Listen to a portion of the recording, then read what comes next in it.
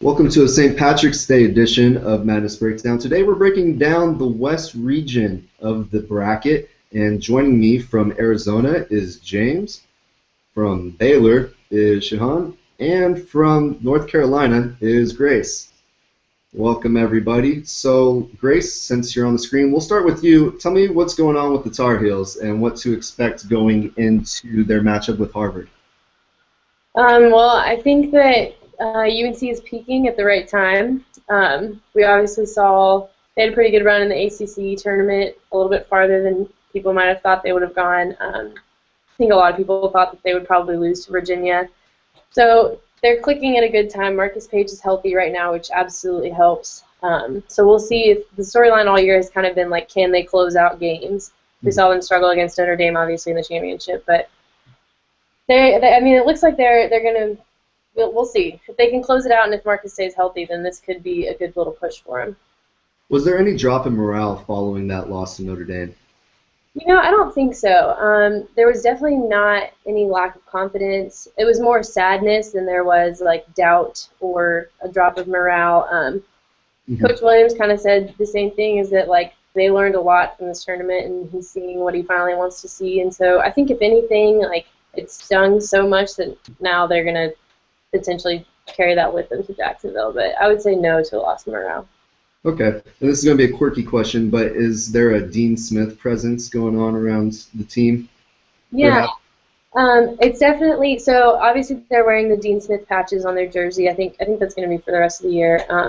It's definitely simmered down a little bit. There was a stretch where it was a tough stretch, and after the Notre Dame game, in the championship game, Coach Williams referenced it a little bit.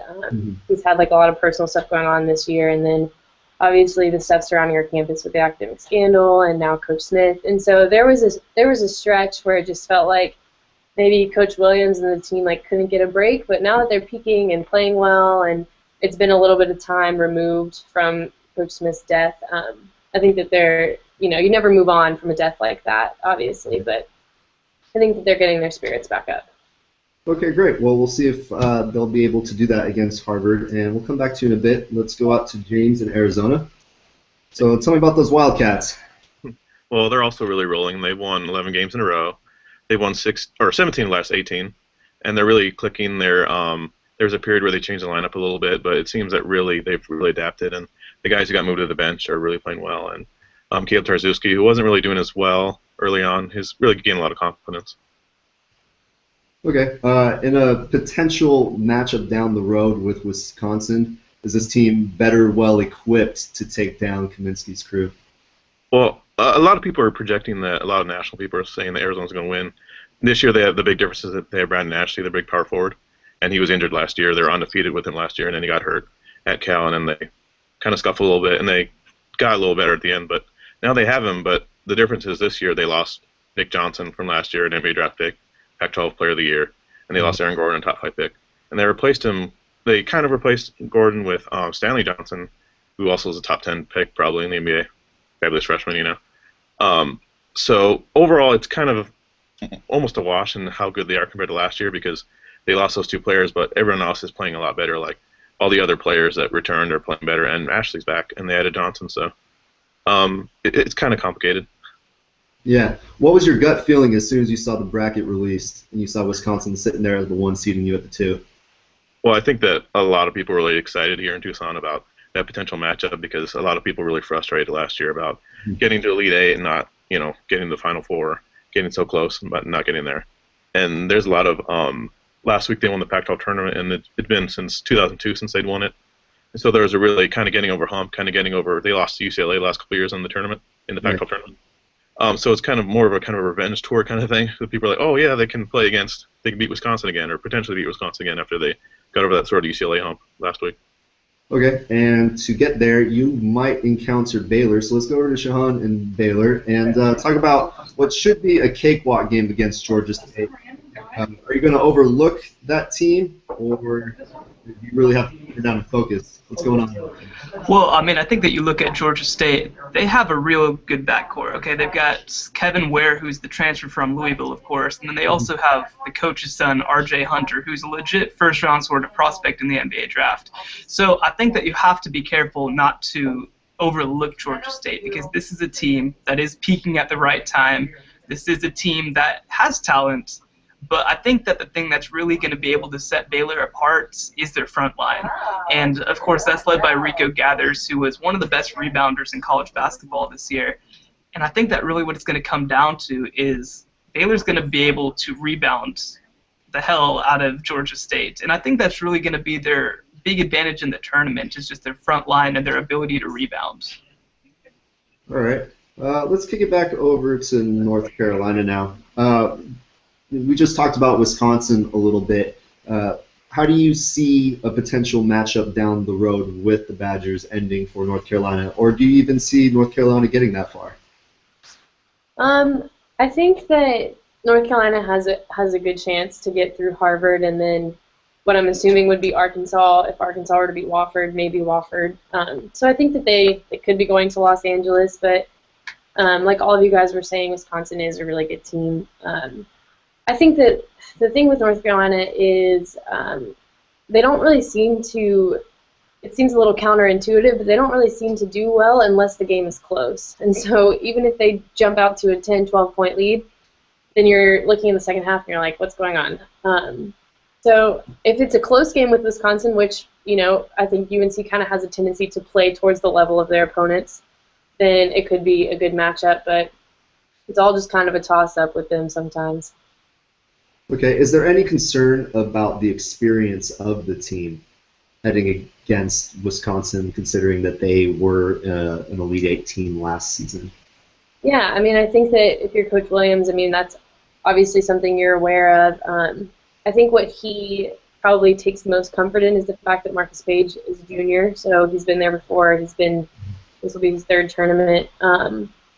Bryce Johnson, also a junior. Then from there, you know, UNC is pretty young. There's no seniors that are currently playing. They're all hurt, or they really haven't been a factor. So I think in that instance, you just have to hope that Marcus Page and Bryce Johnson, that their experience will help. But yeah, absolutely, Wisconsin is probably a lot more experienced than UNC right now. If you get into a absolute scoring fest with somebody, who are you relying on to really come down and settle down and be that consistent person? I think it goes back and forth, actually. I think sometimes it's Marcus Page. Mm-hmm. Sometimes, you know, he'll go crazy and have 23.5. But I think lately we've been seeing more than anyone that it's Bryce Johnson. I think Bryce has been a little more consistent than Marcus. Marcus sometimes has better games, but Marcus will score 8, and then he'll score 24. And then he'll score 6, and then he'll score 30. And so I think that right now, Bryce Johnson has been that factor for UNC. All right, well, we'll see if Johnson's able to keep it rolling. Let's now examine with both James and Shahan. Shahan, you could unmute. A potential matchup with Baylor and Arizona and how you two see that kind of playing out. Let's examine strengths, weaknesses. We can kind of come to a decision to help bracket pickers determine a winner from there. James, you have the lower seed. Let's go with you first, or higher, too, whichever way you want to put it. Yeah. So this is going to be an interesting matchup for Arizona, I think, because or it could potentially be an interesting matchup for Arizona, because they're coming from a league that is really down this year. I mean, let's be honest here, the Pac-12 had 3 teams that we thought were going to make it in, and then UCLA kind of snuck in. Yeah. And a bunch of teams from this going into the CIT and the NIT. But I think it's a really, overall, throughout the season, they've been kind of playing down their competition. So it's going to be interesting for them in the tournament to play against good teams again, consistently playing against good teams. Because you might play against a good team and then play against a mediocre team. And you have to kind of guard against that. Like, their losses, their only 3 losses are at UNLV, at Oregon State, and at ASU. Teams that are, at best, mediocre, more like bad in a lot of cases.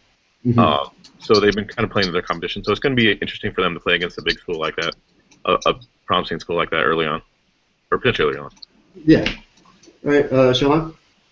Well, I think that you almost see the opposite situation with Baylor, where they played in the Big 12, which really was potentially the best conference in basketball this season. They had an opportunity to pick up a whole bunch of ranked wins. There were 7 tournament teams from the Big 12 out of 10. So really, their record isn't maybe as outstanding as a team like Arizona, but they were tested every single night. There really were no nights off in the Big 12. But at the same time, I think this is going to be a really tough matchup for Baylor, just because Arizona has so many options that they can go to. Baylor, if you can kind of spread them out, they play obviously in that base zone, but when you really have them moving all over the court is when they tend to struggle. And obviously, Stanley Johnson is one of the best players in the country right now, especially as a freshman, and I just think that it's going to be really tough for them. But at the same time, Baylor also has a ton of options. They have 6, 7 deep that they really feel like are almost starters, and their front line really is pretty outstanding, especially what was expected coming into the season. So it should definitely be an interesting matchup, but it's one that I think is really going to test Baylor. On the perimeter, do you think that you would be able to have enough pressure applied on TJ McConnell to force turnovers? Yeah, and I mean, so the way that Baylor works their system, they play a lot of zone again, and so there's a lot of trapping, there's a lot of length, and that's really the big thing, is that Baylor does have plenty of length. Royce O'Neal's got 6'7", Torian Prince is 6'7", and then on the other side you have Lester Medford and Kenny Cherry, who are both point guards, but who are both really quick. So I think that it's hard to beat Baylor with one option. It's hard for one player to really take over a game. It kind of takes a real team effort for that to happen. All right, James, your thoughts on that? Yeah, Arizona, I think the big concern for Arizona going to the tournament is their offense. They have one of the best defenses in the country, really. They have one of the best rebounding teams in the country, but they run into trouble where they come up against the zone, and concern for them, I think, is that maybe, especially on the second day, if you play against a team with a zone or something, the second day of a weekend. But I think that if they have some more time to prepare, they can do better. But a lot of times they have problems scoring against the zone because they don't have a lot of, in their top five is very good, but their starters are very good, but they don't have a lot of shooters in that. TJ McConnell can shoot pretty well, but he's very much a pass-first point guard. So their shooters are coming off the bench. Their six-man, Gabe York, and one of their other 2 guards, Elliot Pitts, are who they really rely on to get threes, stuff like that. Stanley Johnson get a lot of threes, but he hasn't really been consistently shooting as well as he's as good a scorer he is. Okay, I think for people who are filling out their brackets who aren't really familiar with Arizona besides what they saw last year, this is a much different team genetically. Is that correct? Yeah, they're interesting in that they're very experienced. They have Caleb Drzezinski at the 5, who's a junior. Brandon Ashley's a junior.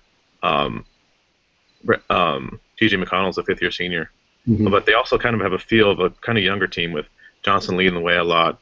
Hollis Jefferson coming in the starting lineup, and he's just a sophomore. He played a lot last year, but they kind of have a weird feel in that they kind of feel like an older team with a 5th-year point guard, which is really rare for a team like Arizona because usually a point guard like that would leave early. Right. Really, point guard would leave early, but they also have a feel of a young team. Okay. Shahan, any weaknesses that you see in Arizona that you would particularly attack? Well, I think that it was what he was saying, is that kind of inconsistent offensive effort. And, Baylor's really had a lot of success in the tournament in previous years. They've gone to the tournament 3 of the last 5 years, and each time they made the Sweet 16, and in 2 years they made the Elite Eights, including both times that they were 3 seeds. So I think that really what you look at is that Scott Drew's zone really isn't like almost any other zone. It's kind of its own entity. It really kind of shifts.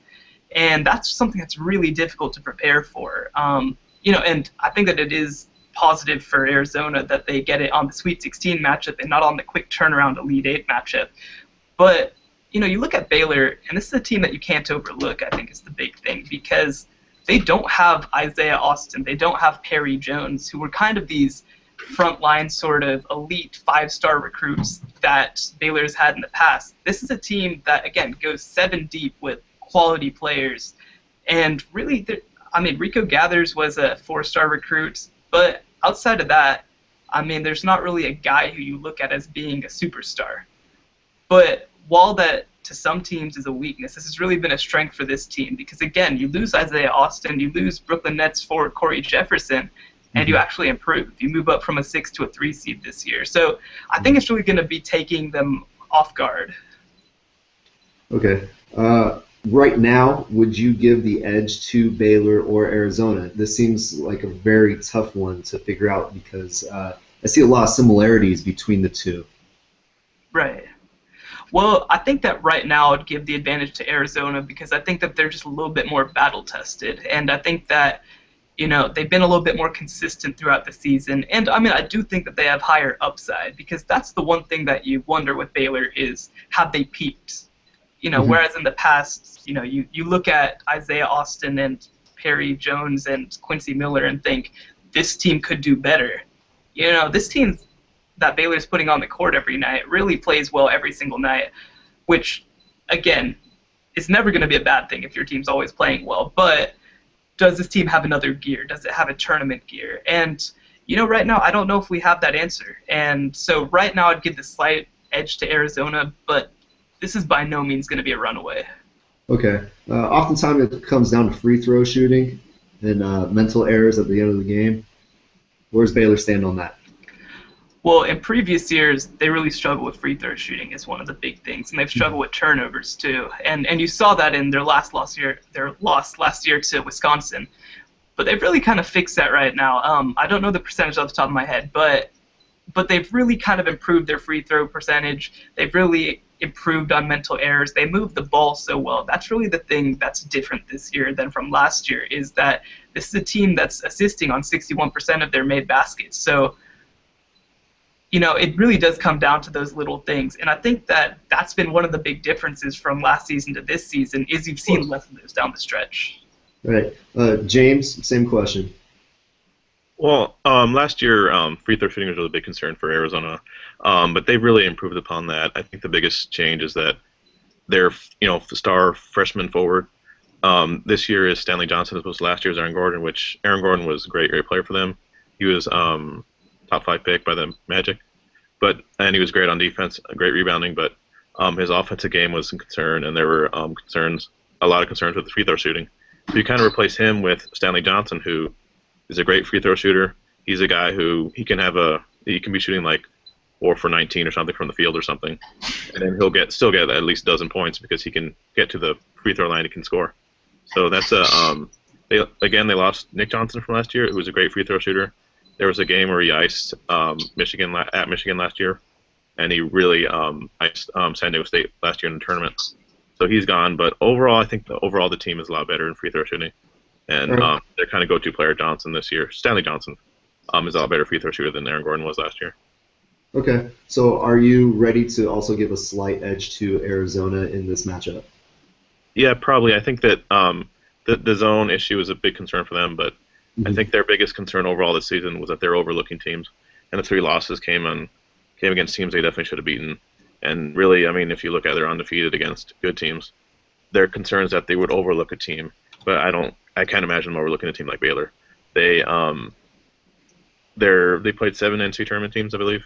Or wait, well, they're 11-0 against the field, so they most of those are kind of against like teams like UCLA and Utah, which are kind of lower seeds, but they did beat Gonzaga. So overall, their only losses are against bad teams, and that's over them overlooking teams like ASU or UNLV or something.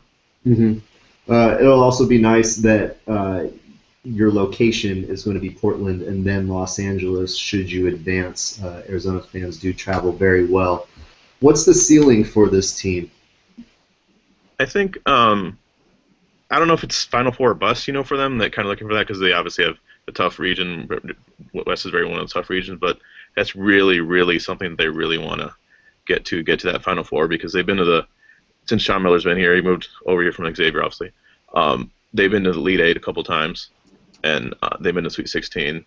And the first time they went to the Elite Eight, they lost by a shot to the eventual national champions in UConn. And then last year they got to overtime against Wisconsin and lost. So that's been really a big goal for them to kind of get over that hump. And I think they're really playing well right now. They have a lot of balance. They have, if someone doesn't play well, if like Johnson doesn't play well, then someone else can step in and do well for them. And they've won so many games in a row, so they're really clicking at the right time. Right. Well, they have a lot of good depth. Let's move over to Grace in UNC. And overall impressions of the region as a whole and the bracket. Anything interesting that you found as a esteemed sports editor? I think the thing that people are talking about right now on campus is that the Harvard coach has a little bit of a Duke connection. So that's the thing that people are kind of hopping about right now. But I don't know. I mean, I think that UNC has the potential to advance if they. It kind of depends on what team they put on the floor. If they put on the team that beat Virginia this past weekend, then I think they could go very far in this bracket. If they put on the floor the team that lost to Pittsburgh or the team that lost to NC State, then it could go either way, really. Well, let me ask you this, because the deal with Kentucky last year was, would they be able to put it together? Right. And I said yes, and I was rewarded by that. You have a great coach there. Do you feel that the talent is there? With Kentucky or with North Carolina? With North Carolina, to draw that similarity between last year's Kentucky and this year. Don't draw a parallel between the two, but is the talent there for North Carolina to actually make that run if they put it together? Yeah, I mean, I think with Marcus Page and Bryce Johnson, the talent is going to be there pretty much every night, and they're going to show up and they're going to play good games. And then Justin Jackson is peaking at the right time. Kennedy Meeks is a little inconsistent. JP Tokoto, he can really struggle with turnovers, and so I think the talent is there, but their issue is that they don't all put it together on the same night. So Marcus and Bryce will put it together, but JP will have 6 turnovers in the first 10 minutes, and so I think it's a matter of combining all of that talent together, which if they can do, then yeah, I think they could make a run. All right, Shihan, overall impressions of the bracket and the region? I mean, I think that this easily has to be one of the toughest regions. You look at, obviously, Wisconsin's the team that many picked to beat Kentucky potentially in the end. Frank Kaminsky's such a tough competitor. Baylor played against Wisconsin last year, and that's the team that eventually beat them. And then on the other side, you have Arizona, who, again, I mean, it's going to be a great matchup between Baylor and Arizona if it gets to that point. But, this is a team that was competing for a 1 seed, and, many say deserved a 1 seed. And Baylor, again, one of the hottest teams going into the tournament, a battle-tested team, and North Carolina's the 4 seed. This is a historic program. So I think that you look at this, there's just so many teams that really can take any team on a given night. Again, I'd have to say that Wisconsin's the favorite right now, but if Baylor were to come out, it wouldn't shock me. If Arizona were to come out, it wouldn't shock me. And like we talked about, North Carolina, I mean, they have the talent. That's never the question. So I think that this is going to be one of the most interesting brackets to watch and really one of the most competitive. All right, and James? Well, I think from an Arizona perspective, it's really interesting because obviously as the number 1 seed, you have Wisconsin, who they played last year, in Southern California in the Elite Eight. So if they both make it that far, then they would play in the Elite Eight. So that'd be interesting. Kind of a revenge game or whatever. And then if Ohio State wins their second round game against VCU and Arizona wins, they could be playing it again against the Buckeyes. And there's a connection there between Sean Merrill and Thad Matta because he came from the Matta coaching tree, and they knocked Arizona out of the tournament a couple years ago, also in Los Angeles in the Sweet 16. And if things go a certain way, then Xavier could actually be playing against Arizona Sweet 16, and that's where Sean Miller came from. So it's a really interesting bracket for them. And so it's a really lot of storylines. It's kind of fun for us as writers that storylines like that could come up. Definitely 6 degrees of separation going on there in the West. Who do you have coming out of the bracket? Yeah, probably have to go with Arizona. Just the way they're playing, just the way the kind of if it was one of the other 1 seeds, it wasn't Wisconsin, where they're more familiar with Wisconsin, having played them last year and having had a whole offseason kind of stew about that loss. I think that there's this is a team that they're very aggressive, they want to be the team that you really have to fight to beat. They're really taking on Sean Miller's kind of aggressive personality, And for them to potentially play Wisconsin in the Elite Eight, that would be a really really interesting game for them. Really, it's something that they're really going to get up for. They're going to get up for an Elite Eight game anyway if they make that far. Yeah. But Hope so. for Arizona, it's really the goal to get over that hump and kind of get to that first Final Four since 2001. Well, I'm sure that everybody in Tucson would enjoy the parties that would occur. You guys already get it cracking enough. Couldn't imagine with a Final Four appearance happening this year what everything would be like there. Thank you very much. Good luck to those Wildcats. Grace, where do you see this West Championship headed? I don't know. I think Arizona's also going to come out of the bracket on top, headed to the Final Four. Friends here. I don't know. I mean, I think like he said, like their biggest issue has just been not playing well, but just not getting ready. And there's no way, it's crunch time, it's tournament time. There's no way they're not going to bring their best effort forward for this, especially like he said, if they do get Wisconsin. So I think Arizona comes out on top.